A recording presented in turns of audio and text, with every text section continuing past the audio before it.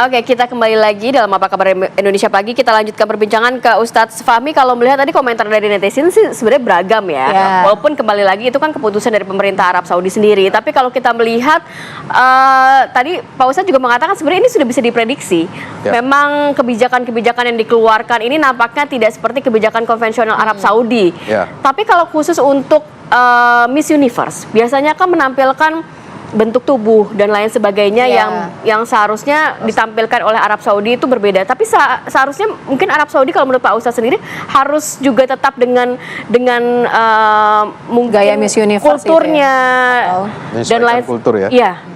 Iya, saya kira namanya pertandingan seperti itu, Miss Universe itu kan dia punya kriteria dan punya kekhususan sendiri ya.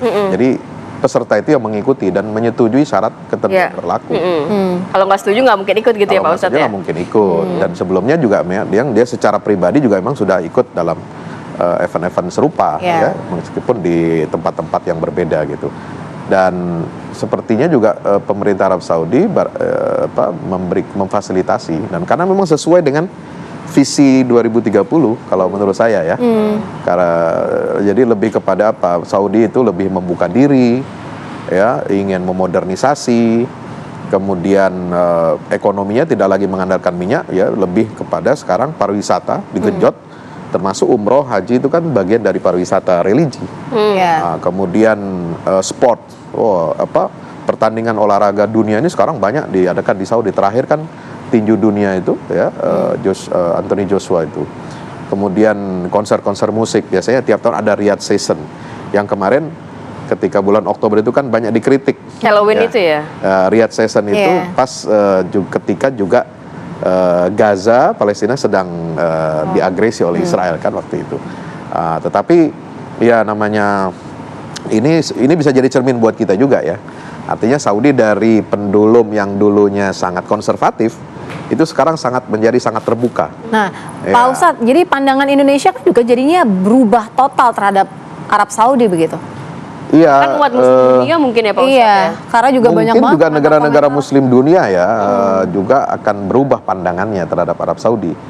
Karena walau bagaimanapun Arab Saudi ini kan negara yang menaungi dua kota suci umat Islam, Makkah dan Madinah. Maka setiap perilaku warganya, kemudian kebijakan pemerintahannya, kerajaannya itu pasti akan memberi dampak secara luas kepada umat Islam di dunia. Ya, memang kita juga menyadari ini problem, dilema. Satu sisi kan Saudi itu kan besar.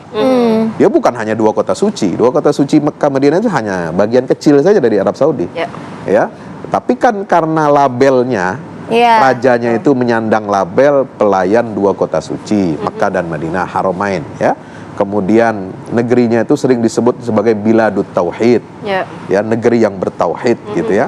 Kemudian sebagai the guardians of Islam gitu ya, penjaga Islam lah kira-kira secara ini.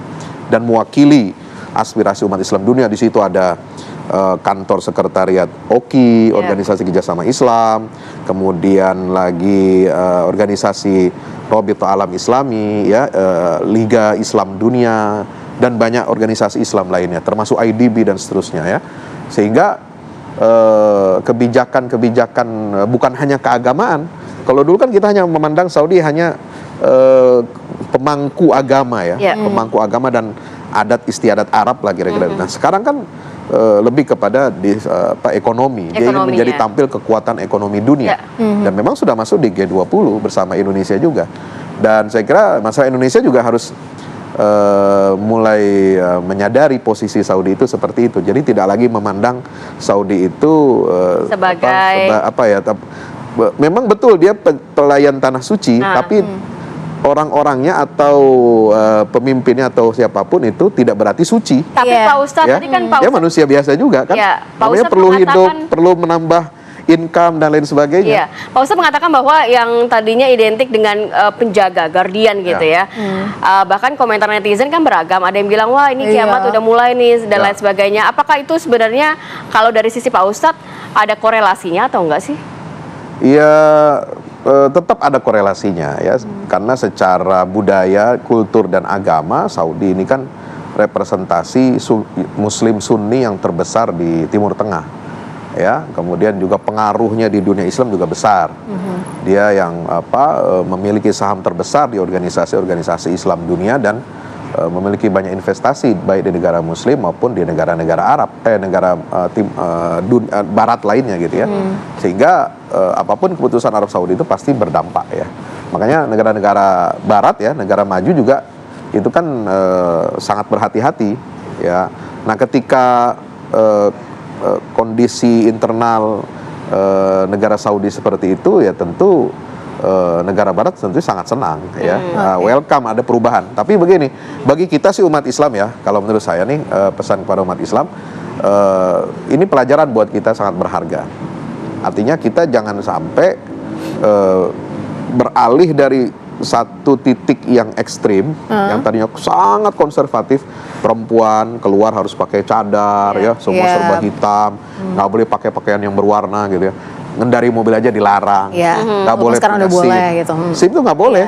Nah, ada ketentuan baru dibuka lebar, tapi kemudian perubahannya itu cenderung ke arah bandul ekstrim yang lain, ya, kebebasannya luar biasa gitu.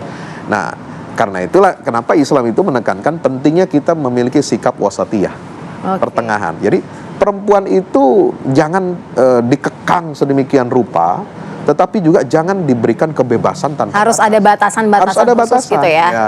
Nah, itu pentingnya paham keagamaan yang wasatiyah, yang moderat ya. Jadi perempuan boleh keluar rumah, tetapi tetap menjaga adab ya. Bekerja di tempat publik, tapi juga tetap menjaga adabnya, kemudian boleh menyetir. Itu kan fatwa ulama dunia yang dulu mengkritik Saudi kan sudah mengingatkan. Hati-hati, jangan terlalu konservatif ya dalam memperlakukan perempuan ini. Harus diberikan ruang kebebasan, tetapi tetap terkontrol, jangan terlalu lepas. Nah, sekarang akhirnya jatuh indahnya ke bandul ekstrim yang lebih berat ya, kita untuk narik ke tengahnya agak susah gitu. Nah, ini saya kira pelajaran buat semua. Baik Pak Ustadz, terima kasih. Terima kasih banyak Pak Ustadz Fahmi atas kehadirannya pada pagi hari ini. Sehat selalu. Assalamualaikum. Waalaikumsalam warahmatullahi wabarakatuh. Oke, kita harus ajak pemirsa untuk jeda dulu sejenak. Nanti kita akan kembali saat lagi, tetap bersama kami.